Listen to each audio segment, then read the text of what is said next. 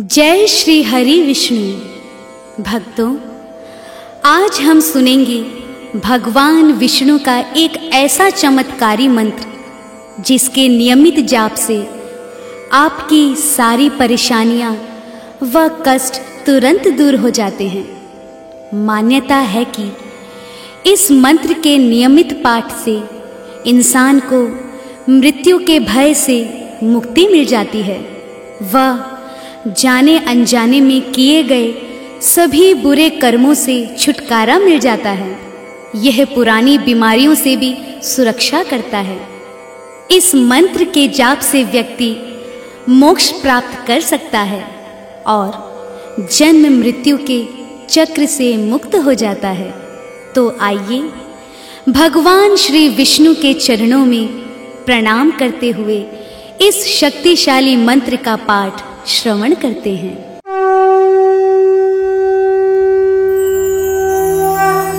ओम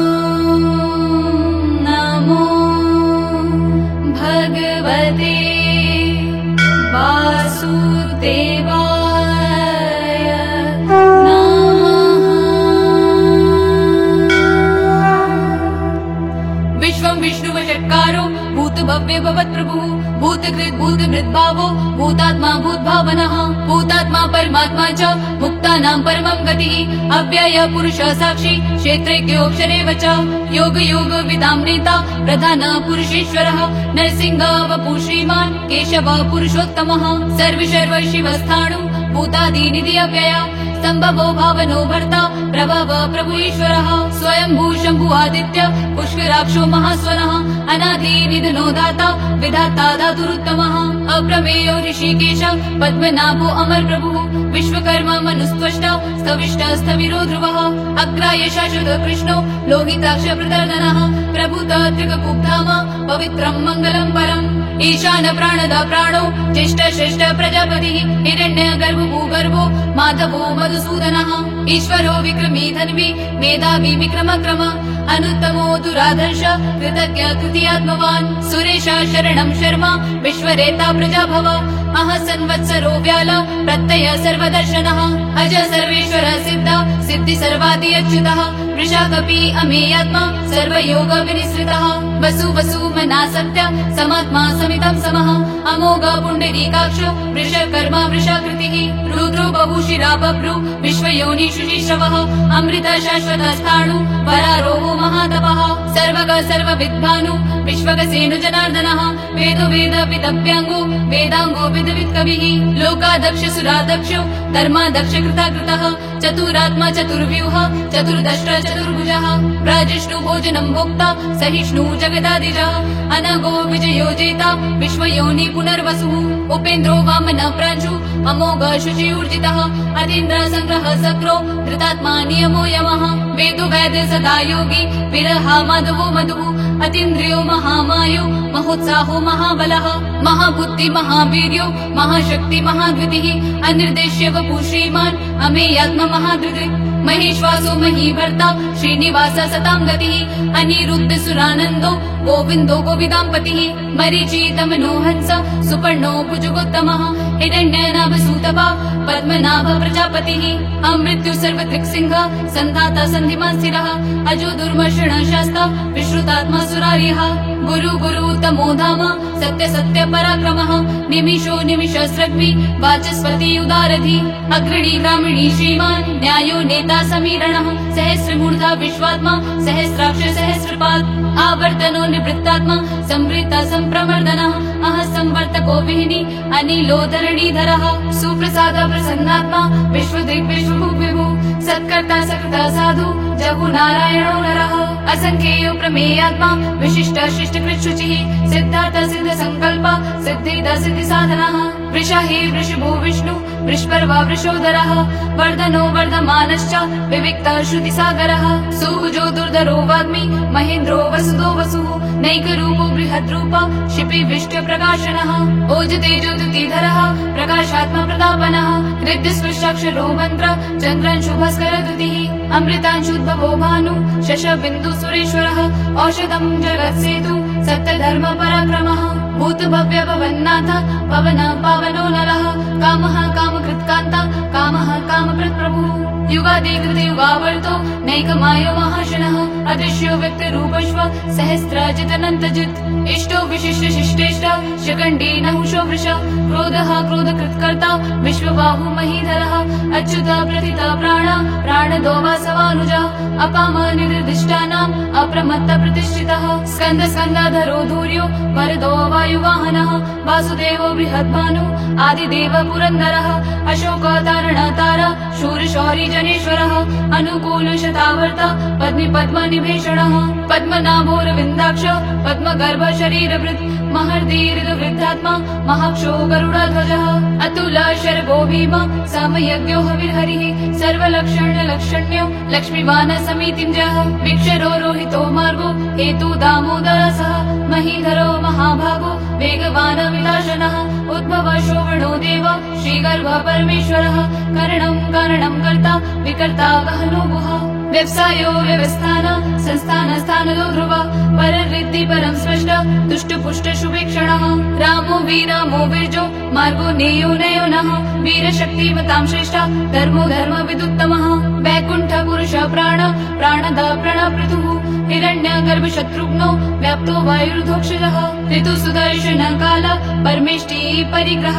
उग्र संवत्सरो दक्षो विश्रामो विश्वदक्षिणः विस्तार स्थावर स्थाणु प्रमाणं बीजमव्ययम् अर्थो नर्थो महाकोशो महाभोगो महाधनः अनिर्विण्ण सविष्टोभुर् धर्मयुगो महामकः नक्षत्र नेमि नक्षत्री क्षम क्षाम समीहनः यज्ञ इज्य महेज्यश्च क्रतु सत्रं सतां गतिः सर्वदर्शी विमुक्तात्मा सर्वज्ञो ज्ञानमुत्तमम् सुव्रत सुमुख सूक्ष्म सुघोष सुगत सुहृत् मनोहरोजित क्रोध वीरबाहुर्विदारणः स्वापन स्ववशो व्यापी नैकात्मा नैककर्मकृत् वत्सरो वत्सलो वत्सि रत्नगर्भो धनेश्वरः धर्मगुप्त धर्मकृत् धर्मी सत्सक्षरम् अक्षरम् अभिज्ञाता सहस्रांशु विधाता कृतलक्षणः गवस्थि नेमि स्तवस्तः सिंहो भूतमहेश्वरः आदिदेवो महादेवो देवेशो देवभृद्गुरुः उत्तरो गोपतिर्गोप्ता ज्ञानगम्य पुरातनः शरीरभूत भृद्भोक्ता कपीन्द्रो भूरि दक्षिणः सोमपो मृतपा सोम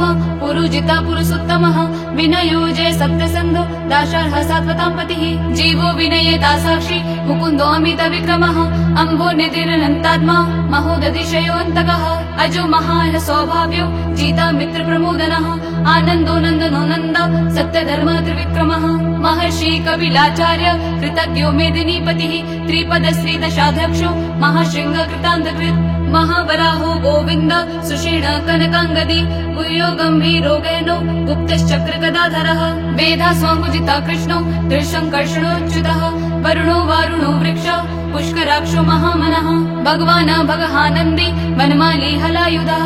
आदित्य ज्योतिरादित्य सहिष्णु गतिसत्तमः सुधन्वाखण्ड परशुर् दारुणो द्रविणप्रदः दिविस्मृत् सर्वदृक्व्यासो वाचस्पति अयोनिजः त्रिसामा सामगा सामा निर्वाणं भेषजं भेषक् सन्न्यास कृच्छमशान्तो निष्ठा शान्ति परायणम् शुभांगा शान्तिदा स्रष्टा कुमुदा कुवलेशयः मोहितो गोपतिर्गोप्ता वृषभाक्षो वृषप्रियः अनिवर्ति निवृत्तात्मा संक्षेप्ता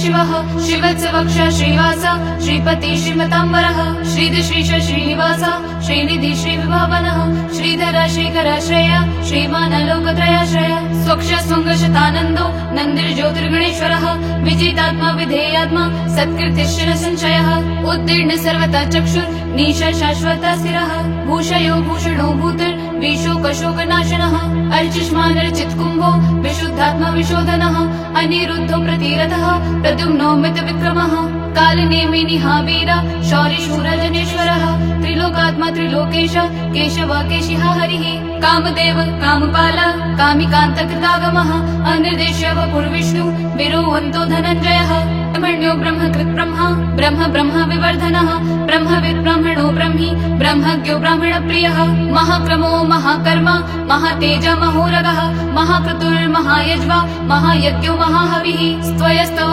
प्रियस्तोत्रम् स्तुतिस्तोतारणप्रियः पूर्णपुरेता पुण्य पुण्यकीर्तिरनामयः मनुजवस्तीर्थकरो वसुरेता वसुप्रदः वसुप्रदो वासुदेवो वसुर्वसुमनाहविः सद्गति सकृति सत्ता सद्भूति सत्परायणः शूरसेनो यदुश्रेष्ठा सन्निवास सुयामुनः भूतवासो वासुदेवा सर्वासु निलयो नलः दर्पः दर्पदो दृप्तो दूर्धरोऽथ पराजितः विश्वमूर्तिर्महामूर्तिर् दीप्तमूर्तिरमूर्तिमान् अनेका मूर्तिर्व्यक्ता शतमूर्ति शताननः एको नैकसभाकाक्यं यत्तत्पद्मनुत्तमम् लोकबन्धु लोकनाथो माधवो भक्तवत्सलः सुवर्णो वर्णो हेमांगो वनांग चन्दनांगदी विरह विषमशून्यो घृताशिरा चलश्चलः अमानी मानदो मान्यो लोकस्वामी त्रिलोकधृक् सुमेधा मेधजो धन्य सत्यमेधाधराधरः तेजो वृषोदतिधरः सर्वशस्त्रभृताम्बरः प्रग्रहो निग्रहो व्यग्रो नैकशृङ्गो गदाग्रजः चतुर्मूर्तिर्चतुर्बाहुश्चतुर्व्यूह चतुर्गतिः चतुरात्मा चतुर्भावा चतुर्वेद विवेकपात् सामावर्तो निवृत्तात्मा दुर्जयो दुरतिक्रमः दुर्लभो दुर्गमो दुर्गो दुरावासो दुरारिहा शुभांगो लोकसारंगा सुतन्तुस्तन्तु वर्धनः इन्द्रकर्मा महाकर्मा कृतकर्मा कृतागमः उद्भवः सुन्दर सुन्दो रत्ननाभ सुलोचनः अर्गो वाजसनः शृङ्गी जयन्तः सर्वविजयी सुवर्ण बिन्दुरशोभ्य सर्ववागीश्वरेश्वरः महाहृदो महागर्दो महाभूतो महानिधा कुमुद कुन्दर कुन्द पर्जन्य पावनो नीलः अमृतांशोऽमृता वपुः सर्वज्ञ सर्वतोमुखः सुलभ सुवृत सिद्ध शत्रुजित् शत्रुतापनः न्यग्रोधो औदुम्बरोऽश्वत्थ चाणूरान्ध्रनिषूदनः सहस्रार्ची सप्तजिह्वा सप्तैधा सप्तवाहनः अमूर्तिर्नगो अचिन्त्यो भयकृत् भयनाशनः अणुबृहत् कृशस्थूलो गुणभृन्निर्गुणो महान् अधृता स्वधृता स्वस्य प्राग्वंशो वंशवर्धनः भारभृत् कथितो योगी योगीश सर्वकामदः आश्रम श्रवण क्षम सुपर्णो वायुवाहनः धनुर्धरो धनुर्वेदो दण्डो दमयितादमः अपराजितः सर्वसहो नियन्ता नियमो यमः सत्यवान् सात्विक सत्य सत्यधर्म परायणः अभिप्राय प्रियार्होर्ह प्रियकृत् प्रतिवर्धनः विहाय सरतिर्ज्योति सुरुचिर्हुद्भुक् विभुः रविर्विरोचन सूर्य सविता रविलोचनः अनन्तो हुतभुक्भुक्ता सुखदो नैकजोग्रजः अनिर्विण्ण सदामर्षि लोकधिष्ठानमद्भुतः सनता सनतनतमः कपिल कपिरव्ययः स्वस्तिदा स्वस्तिकृत् स्वस्ति स्वस्ति भुक् स्वस्ति दक्षिणः अरौद्र कुण्डली चक्री विक्रमयोर्जित् शासनः शब्दातेक् शब्दसः शिशिर शर्वरीकरः अक्रूरपेशलो दक्षो दक्षिण शमिनाम्बरः विद्वत्तम वीतभय पुण्य श्रवण कीर्तनः उत्तारणो दुष्कृतिः पुण्य दुःस्वप्ननाशनः वीरः रक्षण सप्तो जीवन पर्यवस्थितः अनंत रूपो अनंत श्री जीतमन्नु भयापः चतुर्श्रो गंभीरात्मा विदिशो व्यादिशो दिशः अनादिर्भुर्भुवो लक्ष्मी सुवीरो रुचिरांगदः जननो जन जन्मादि भीमो भीम पराक्रमः आधार नीलयो धाता पुष्पः स प्रजागरः उद्वर्ग सत्पथाचारा प्राणदा प्रणवपणः प्रमाणं प्राणनीलया प्राणभृत् प्राणजीवनः तत्त्वं तत्त्वविदेकात्मा जन्म मृत्यु जरातिगा पूर्ववस्वस्तरुस्तार सविता प्रपितामह यज्ञो यज्ञपतिर्यज्वा यज्ञाङ्गो यज्ञवाहनः यज्ञभृत्यज्ञकृत्यज्ञ यज्ञभुक्यज्ञ साधनः यज्ञान्तकृत्यज्ञ भूय मन्न मन्नादयेव च आत्मयोनि स्वयं जातो वैखानसामगायनः देवकी नन्दन सृष्टा क्षितिश पापनाशनः शङ्खबृन्नन्दकी चक्री शाङ्गधन्वा गदाधरः रथाङ्ग पाणिर्शोभ्य सर्वप्रहरणायुधः सर्वप्रहरणायुधौ नमः इति वनमाली गदी शाङ्गी शङ्खी चक्री च नन्दकी श्रीमन्नारायणो विष्णु वासुदेवोऽभिरक्षतु।